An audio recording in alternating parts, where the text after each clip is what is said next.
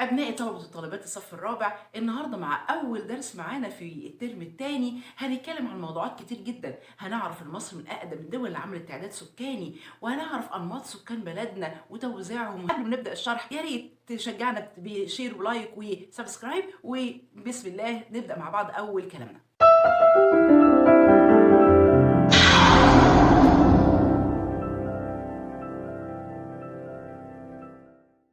طبعا الساعة السكانية واللي موجودة على الجهاز المركزي للتعبئة العامة والإحصاء بتوضح إن عدد سكان مصر بيزيد كل ثانية تقريبا. عدد سكاننا فيه تزايد مستمر. بنزيد ليه؟ بنزيد بسبب زيادة المواليد. طالما المواليد مستمرة يبقى الزيادة مستمرة. ده بالنسبة لي زيادة سكان مصر، فبالتالي كل يوم بتلاقي تعداد مختلف عن اليوم اللي قبله. تعداد سكاني وعدد بيزيد. يعني ايه تعداد سكاني؟ وانتوا ايه اللي عرفكم اساسا الارقام دي؟ تعداد سكاني يعني عملية حصر لسكان مصر، حصر شامل بيتم كل 10 سنين. مصر من الدول اللي بتعمل تعداد سكاني كل 10 سنين مرة، وبالتالي بنقدر نحدد عدد سكان مصر بالظبط قد ايه. واكيد طبعا حاجة زي الجهاز المركزي للتعبئة العامة والإحصاء هو المسؤول عن عمل هذا التعداد. ولو بصينا نظرة سريعة لخريطة توزيع سكان مصر هنلاقي ان عندي في محافظات عدد سكانها كتير قوي زي القاهرة والجيزة. عدد سكان القاهرة والجيزة بيزيد عن 8 مليون، يعني تقريبا من 8 إلى 10 مليون، ودي أكتر محافظات في عدد السكان. وهنلاقي في محافظات تانية عدد السكان فيها قليل جدا، أقل من مليون نسمة، زي المحافظات الحدودية. فاكرين الخمس محافظات حدودية؟ شمال سيناء، جنوب سيناء، والبحر الأحمر، ومطروح، ومحافظة الوادي الجديد. الخمس محافظات دول هنحط عليهم كمان محافظتين كمان تانيين، وهي بورسعيد والسويس. السبع محافظات هم أقل محافظات في عدد سكان، عدد سكانهم قليل جدا. بس حضرتك سواء بقى في الوجه البحري او القبلي او في محافظه من محافظات الحدود، المفروض تعرف المحافظه بتاعتك تنتمي لانهي نوع من انواع الكثافه. يا ترى من الكثافات العاليه في القاهره والجيزه، ولا من الكثافات المنخفضه جدا زي المحافظات السبعه اللي قلنا عليها، ولا محافظات زي مثلا الوجه البحري ووجه محافظه الوجه القبلي. بتختلف المحافظات بحسب عدد سكان كل محافظه. فهنلاقي مثلا من 6 ل 8 مليون نسمه الشرقيه والبحيره والدقهليه. هنلاقي الغربيه واسكندريه، القليوبيه والمنوفيه والمنيا واسيوط وسوهاج هنلاقي عدد سكانهم من 4 ل 6 مليون نسمه. اما دمياط وكفر الشيخ والاسماعيليه والفيوم وبني سويف وقنا والاقصر واسوان من 1 ل 4 مليون نسمه. فبتختلف كثافه السكان من محافظه للتانيه. طب ايه السبب؟ ايه السبب اللي خلى محافظة زي القاهرة كثيفة السكان جدا كده؟ لانها العاصمة ومعظم الخدمات فيها، وبالتالي فعاصمة البلاد هي اكتر مكان بيتركز فيه السكان. اما اقل محافظة في المحافظات كلها في عدد السكان فهي محافظة جنوب سيناء. السبب في كده بسبب صعوبة السطح متضرس وصعب جدا في التنقل، وجبال كتيرة في جنوب سيناء، وكمان ندرة الموارد المائية. السببين دول خلى ان عدد سكان جنوب سيناء هي اقل محافظة في عدد السكان. آخر تعداد اتعمل لسكان مصر سنة 2017، واللي وضح إن عدد سكان مصر 94.8 مليون نسمة. ده آخر تعداد. لكن ال 100 مليون والرقم اللي احنا بنقول عليه ده تقديرات، يعني شفنا إن احنا بنزيد بمعدل معين، فتقريبا احنا حاليا نعدي ال 100 مليون نسمة. بس مصر بلدنا من أقدم الدول اللي عملت تعدادات سكانية من أيام الفراعنة. الفراعنة من آلاف السنين عملوا تعدادات سكانية سنة 3340 قبل الميلاد وسنة 3050 قبل الميلاد. تخيلوا بالأرقام قديمة قد إيه. فمصر من أوائل الدول اللي عدت سكانها. كان بيتم تقدير عدد الأسر، صغار السن، عدد الضباط والجنود اللي صالحين للخدمة العسكرية في أيام الملك أمنحتب الثالث. فاللي عهد الدولة الإسلامية تم عمل أيضا تعداد سكاني عشان يعرفوا عدد الأفراد وأماكن إقامتهم. استمر 6 شهور لحصر تام للسكان. وطالما احنا قلنا إن احنا عندنا تعداد سنة 2017، إذا احنا المفروض التعداد اللي عليه الدور يبقى سنة 2027. احنا مصر بتجري التعداد كل 10 سنين مرة. بنعد السكان وبيتم حصر السكان، حصر شامل لسكان مصر. بنحدد عدد السكان، نوعهم، عمرهم، المستوى التعليمي، الحالة الاجتماعية والحالة الاقتصادية للسكان. بيتم حصر كل البيانات الخاصة بالسكان. عن طريق التعداد السكاني بيتم تحديد ايه هي اهم احتياجات السكان في الوقت الحالي وفي المستقبل. يعني ايه المشروعات اللي احنا محتاجينها حاليا، ايه اللي محتاجينه بعد كام سنه، فبيتم تحديد كل هذه المتطلبات عن طريق عمل التعداد. فعمل التعداد ده مهم جدا، اعرف انا قد ايه دلوقتي عدد سكاني قد ايه ومحتاجين ايه، وفي المستقبل هيبقوا محتاجين ايه. فده شيء مهم جدا دوله بتقوم بيه. طب يا ترى سكان مصر كلهم نفس الوضع؟ كلنا بنعيش نفس الظروف وكلنا بنشتغل نفس الأعمال؟ لا لا لا طبعا. كل محافظة من محافظات مصر ليها ظروفها، ليها موقعها، ليها مواردها الخاصة ليها، بالتالي أنشطة السكان هتختلف من محافظة للتانية. فأنا عندي أنماط السكان في مصر 3 أنماط، 3 تصنيفات كده لسكان مصر. لا إما سكان الحضر ودول بيعيشوا في المدن وهنتكلم عنهم، او سكان الريف يعني بيعيشوا في الاماكن الزراعيه والاماكن الريفيه، او البدو. فانا عندي 3 انماط لسكان مصر: سكان الحضر والريفيون وسكان البدو او البدويين. ده 3 انماط لسكان مصر. اول نمط معانا وهم سكان المدن او بنسميهم سكان الحضر، واللي بيمثلوا 42.4% من عدد سكان مصر. عددهم كبير، اقل من نص سكان مصر سكان الحضر اللي بيعيشوا في المدن. النمط الاولاني اللي معانا ده بيعيش في المدن، بيشتغلوا في اعمال كتير زي الصناعه، التجاره، السياحه، انشطه الخدمات يعني التعليم والصحه والامن. وما ننساش ان في محافظات، المحافظه كلها حضريه. عندي 4 محافظات حضريه زي القاهره، الاسكندريه، بورسعيد والسويس. المحافظه دي محافظه كلها حضريه، غالب عليها او النمط السائد هناك هو النمط الحضر. فده محافظه كلها حضريه، 4 محافظات حضريه.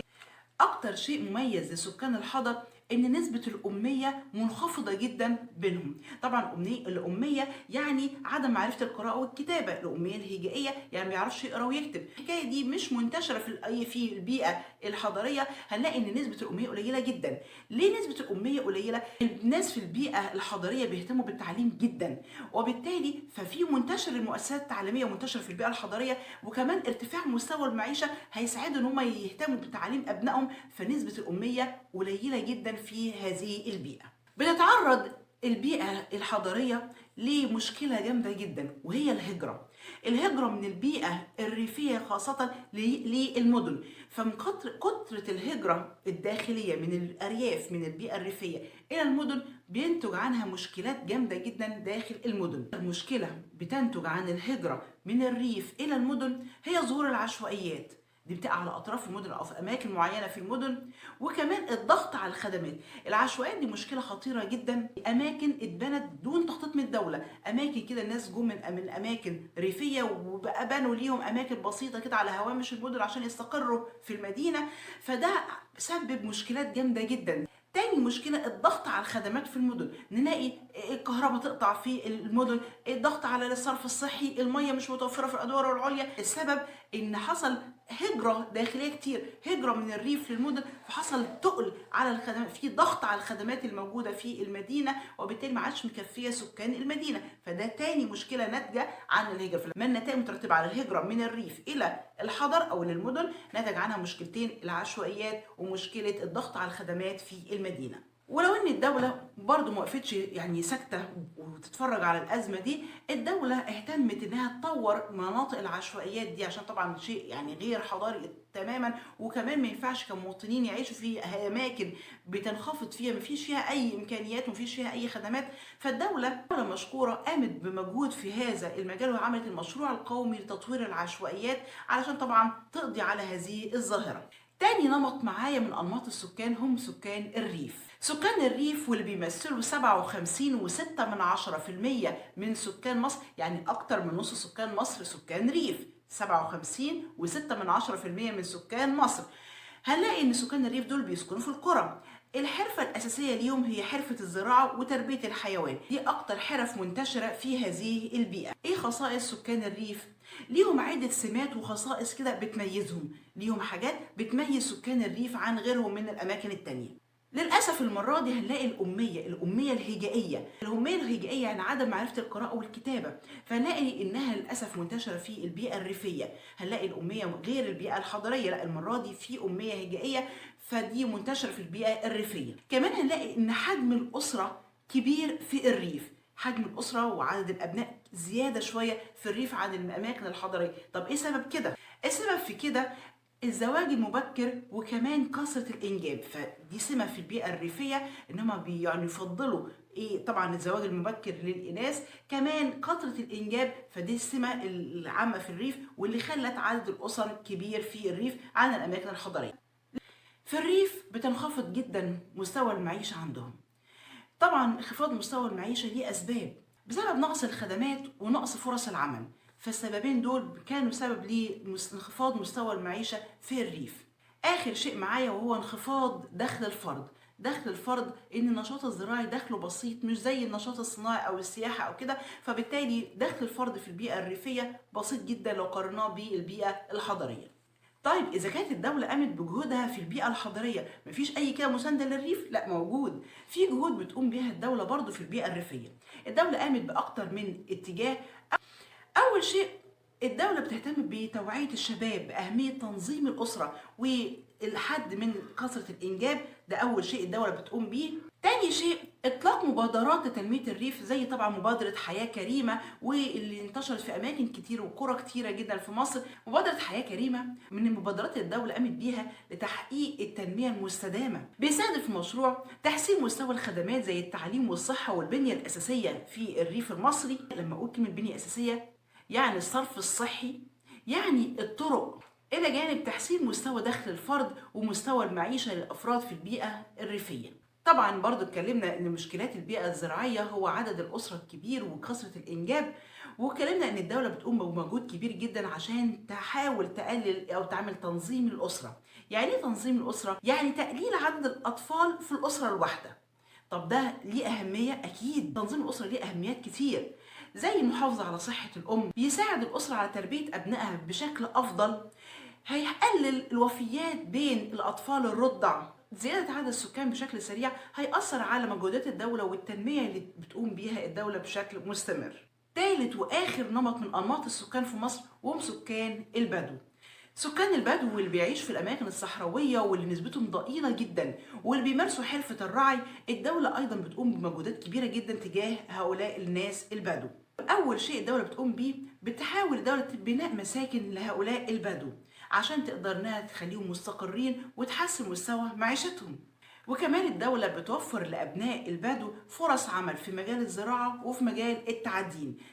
دي أهم جهود الدولة لخدمة البدو. الزراعة، هو أنا عندي في الأماكن الصحراوية في حرفة تانية غير الرعي؟ أيوة، في أماكن في البيئة الصحراوية فيها مياه أمطار شتوية أو فيها آبار وعيون، ففي أماكن زراعة في داخل البيئة الصحراوية. مثلا هنلاقي الأمطار الشتوية في شمال سيناء وفي شمال مطروح. أما الأماكن اللي موجود فيها المياه الجوفية ففي الواحات الخمسة اللي عندنا، سيوة والداخلة والخارجة والفرافرة والبحرية، دي الأماكن اللي فيها المياه الجوفية. المياه الجوفية وهي مياه الآبار والعيون زي ما احنا عارفين طبعا. بكده لاحظنا ان انا عندي اكتر من نمط للسكان في مصر، سكان حضر وسكان ريف وسكان بدو، ناس بدويين. التنوع ده في حد ذاته شيء كويس. التنوع ده هنلاقي ان انا عندي فيه منتجات صناعيه هنلاقيها من البيئه الصناعيه غير المنتجات الزراعيه اللي هنجيبها من البيئه الريفيه. عندي اماكن صحراويه فيها معادن وفيها خيرات، وزي ما هنتكلم في الدروس اللي جايه بعد كده ان شاء الله، عند التمور وعند زيت الزيتون وعند حاجات كتير. فيحصل نتيجه ان كل بيئه ليها خيرات غير التانية وليها أنشطة غير التانية، هيحصل تكامل بين البيئات المصرية. تكامل يعني كل بيئة هتستكمل اللي بينقصها من البيئة التانية، فبالتالي ده شيء كويس مش شيء وحش. يعني التكامل ده شيء كويس جدا، ده أول نتيجة لتنوع أنماط السكان في مصر.